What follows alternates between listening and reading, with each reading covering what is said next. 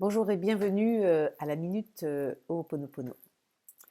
Alors aujourd'hui, on va parler un petit peu des droits et des devoirs, parce que finalement, au moment de sortir du confinement, quand on s'aperçoit que pendant 2 mois, alors c'est peut-être pas votre cas, hein, peut-être que vous avez été au front ou que vous avez travaillé comme moi, mais si vous avez eu un petit relâchement dans votre rythme d'enfer habituel et que vous vous êtes aperçu que c'était vachement agréable de vivre sans devoir, eh bien, il va falloir que vous regardiez d'un petit peu plus près ce qui se raconte. Je connais plusieurs personnes qui commencent maintenant à stresser de déconfiner. Alors, bien sûr, parce que tout d'un coup revient l'obligation. Il faut, je dois. Je dois retourner travailler, je dois passer l'essentiel de ma vie au travail, je dois passer tant d'heures, je dois sortir le soir sans avoir eu le temps de me régénérer. Et bien sûr, pendant 2 mois, vous avez peut-être réussi à prendre de mauvaises habitudes, enfin de bonnes habitudes en fait.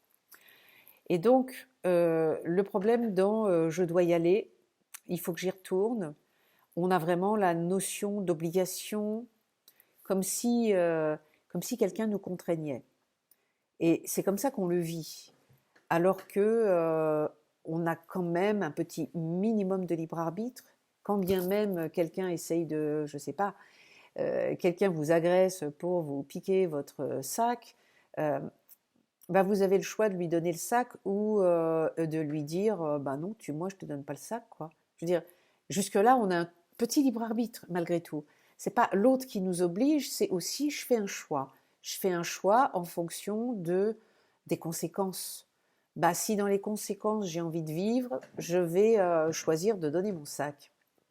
Donc au moment de reprendre le travail, bien sûr, vous allez vous apercevoir que si vous faites un petit compromis par rapport au boulot que vous faites, ben, vous allez le sentir à l'intérieur. Vous allez vraiment sentir deux personnes. Alors, il y en a plus, hein. On a une infinité de petits moi à l'intérieur, mais là, vous allez en sentir deux majeures. Celle qui ne veut pas retourner au boulot, et celle qui dit mais tu dois retourner au boulot. Et d'habitude, on essaye de faire un compromis entre les deux. Mais imaginez que vous avez vraiment deux enfants, parce que celle qui dit tu dois retourner au boulot, elle te dit parce que tu as besoin de gagner de l'argent, parce qu'il va falloir payer ton loyer, parce que ça, parce que ça. Elle donne toute la liste de conséquences raisonnables. Et celle qui dit je ne veux pas, elle n'est pas du tout raisonnable. Mais il faut quand même lui donner la parole, comme à une petite fille ou un petit garçon buté. On lui dit ok, tu ne retournes pas travailler. Qu'est-ce qui se passe? Voilà, juste pour lui donner la parole, voir que cette partie de vous va s'exprimer en vous disant oui, bon, bah, d'accord, ok, on est un peu obligé, mais j'ai pas envie. Donc, tenez compte hein, de cette partie de vous qui ne veut pas.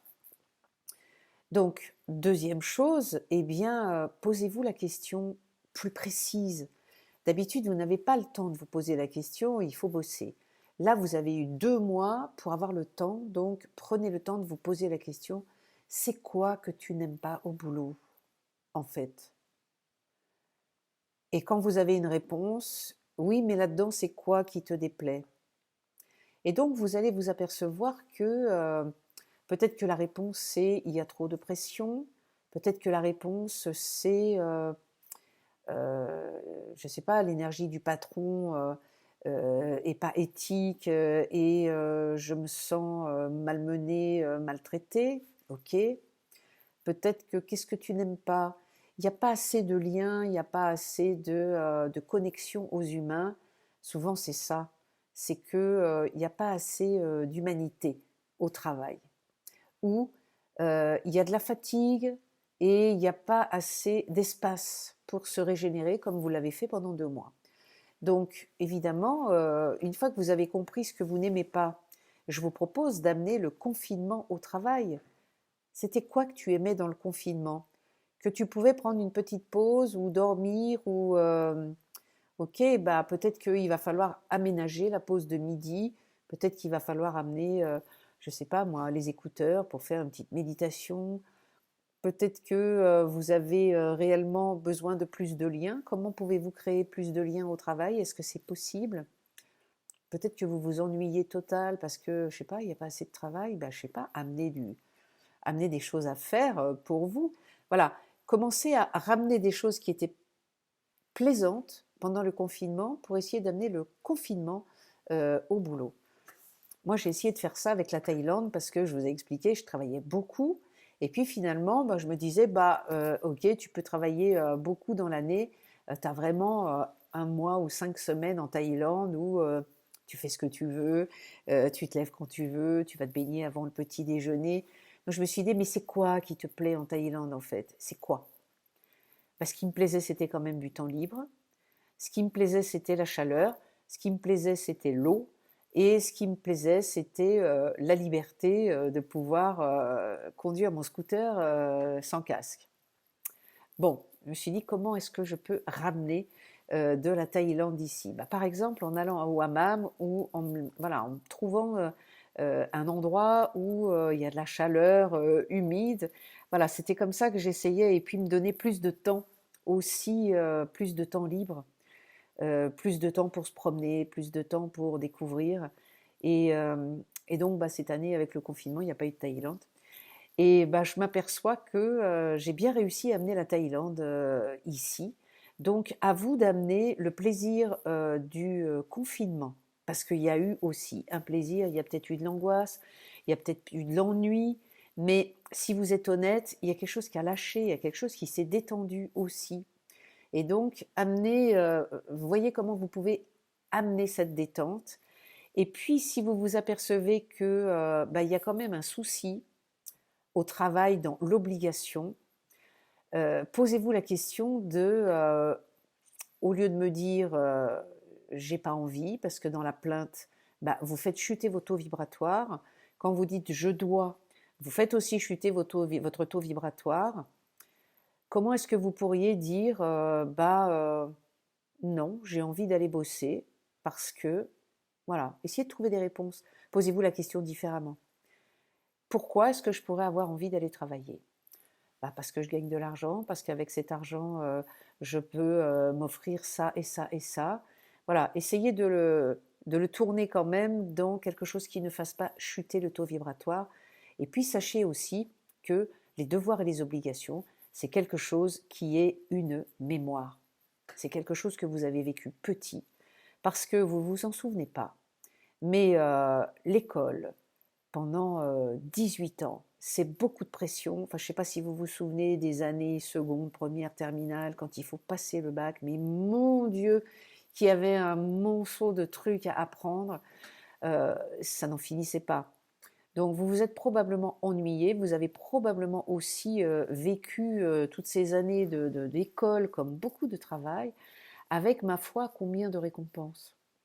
C'était quoi vos récompenses?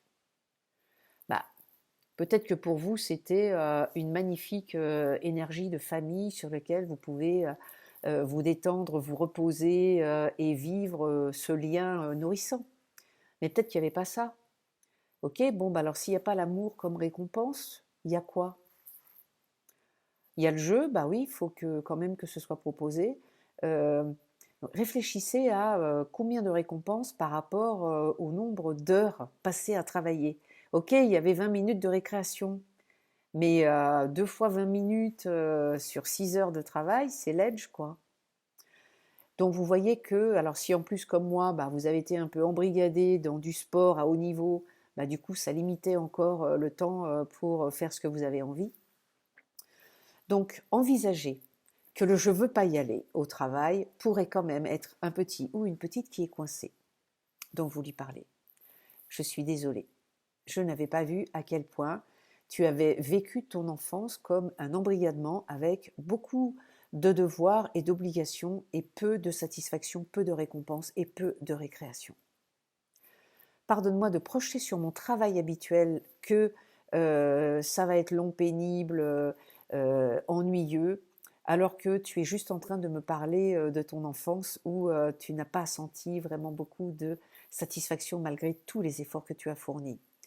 Je te remercie de m'envoyer ce désir de ne pas retourner au travail parce que comme ça, je vais pouvoir nettoyer tous les efforts que tu as faits et le peu, euh, le peu d'espace joyeux qui t'a été donné en récompense à tout ce que tu as fait.